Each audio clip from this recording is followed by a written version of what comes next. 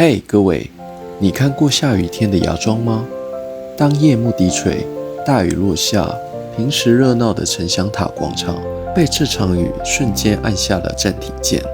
缤纷的灯光透过雨折射，在积水的地面上汇聚成一片梦幻的倒影。那座平时活泼的建筑，在雨夜里反而像一盏温柔的彩色灯塔，静静守护着这片海岸。逆着灯光往海边走去，雨夜里的沙滩，此时正翻涌着滚滚大浪。没有了白天的喧嚣，黑暗中只有一波波白色的浪花，随着雨滴，愤怒又震撼地拍向海岸。